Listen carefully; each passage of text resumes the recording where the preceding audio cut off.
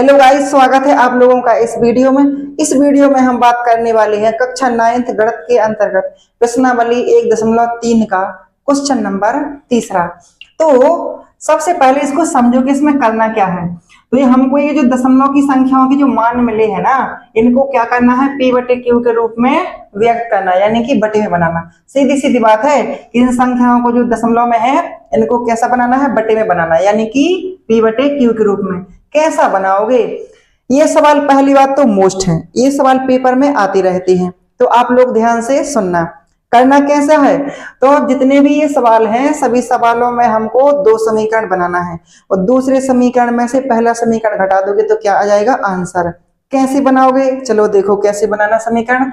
सबसे पहले इस संख्या को हम x के बराबर मान लेंगे, ठीक है, कि माना x बराबर 0.6 और इसके ऊपर क्या था, हमारा बार था। तो क्या करोगे, समीकरण 1 किस लाइन को देना है, समीकरण 2 किस लाइन को देना है, ध्यान से सुनो, फालतू बात बिल्कुल नहीं।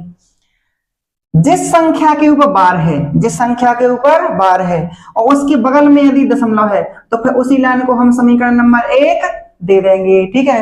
तो इसमें देखो 6 के ऊपर था तो इसके बगल में दशमलव था, तो इसमें क्या दिया समीकरण नंबर 1। यदि बार वाली संख्या के बगल में दशमलव ना होता तो क्या करते, तो फिर 10 का 100 का 1000 का गुणा करके वहां पर हम ले जाते, ठीक है। तो इसके बाद इसका मतलब क्या है, इसका मतलब है x बराबर 0.6 के वो बार है ना, तो 6 हमारा कई बार आएगा ऐसा डॉट डॉट डॉट डॉट, ठीक है। लेकिन अब समीकरण 2 कैसे बनाओगे, तो सुनो ध्यान से।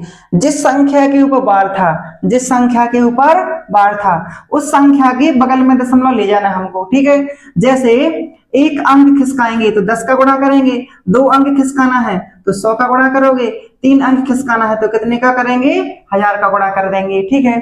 तो एक ही अंक है इसलिए हम कितने का गुणा कर देंगे, इसमें 10 का गुणा कर देंगे, ठीक है। और एक बात और आप लोग ध्यान से सुनो, कोई जल्दबाजी नहीं है।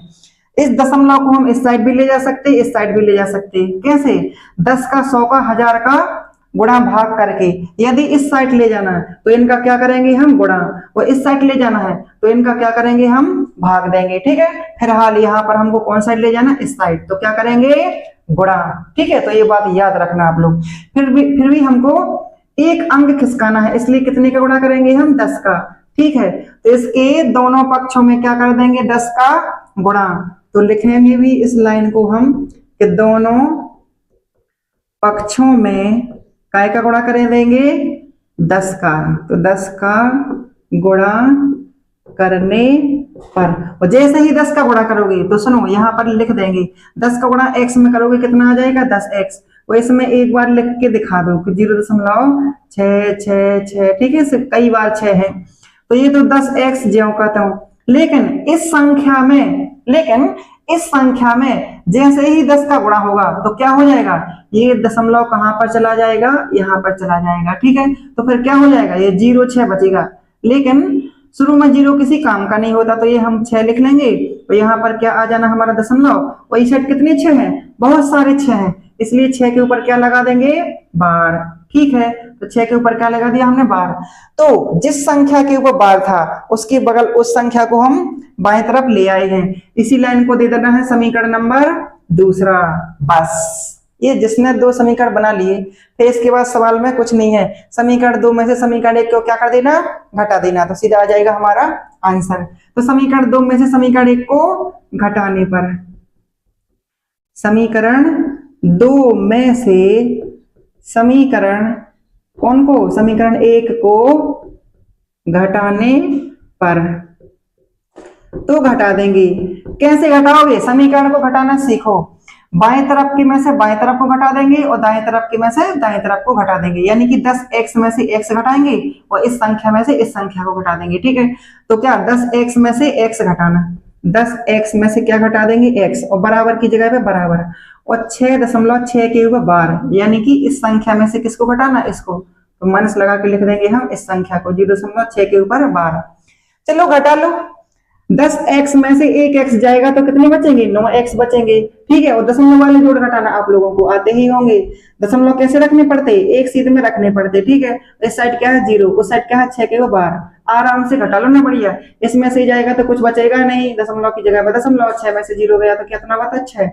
ठीक है, तो दाएं तरफ तो दशमलव सब संख्याओं का रहता ही है, तो लगाने की जरूरत नहीं है, यानी कितना बचेगा, सीधे सीधे 6। ठीक है, तो ऐसा लिख के करने की जरूरत नहीं है, ऐसा भी अंदाजा लगा सकते हो। ये तो सेम टू सेम में जाओगे तुम तो वो तो कैंसिल हो जाना, 6 में से 0 गया कितना बचा 6, डायरेक्ट सीधे। ठीक है, और 9 गुणा में है तो क्या में चले जाएंगे, बटे में, तो x बराबर हो जाएगा 6/9। ये 3 से कट रहा, क्योंकि 3 का भाग 6 में जा रहा, 3 का भाग 9 में, तो 3 दूनी 6 और 3 तिरका 9, यानी कि 2/3। यही हो जाएगा हमारा आंसर। तो इस संख्या को p/q के रूप में बनाना था, वो बन गई ना। तो अब अतः करके लिख देंगे कि अतः 0.6 क्यूब बार, इसको बटे में हमने बनाया, कितना आया 2/3, और यही हो जाएगा हमारा आंसर। सवाल कठिन नहीं है, सवाल तो बहुत सरल है। जिसके वो बार है उसके बगल में यदि दशमलव है तो उसी लाइन को समीकरण नंबर 1 दे देना।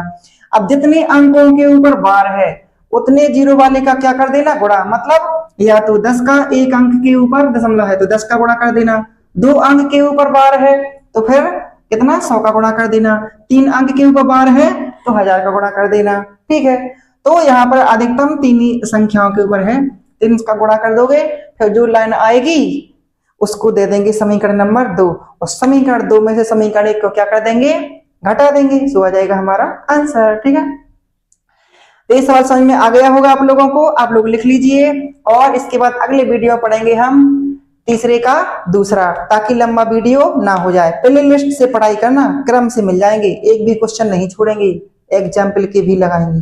ठीक है, आगे बढ़ते हैं।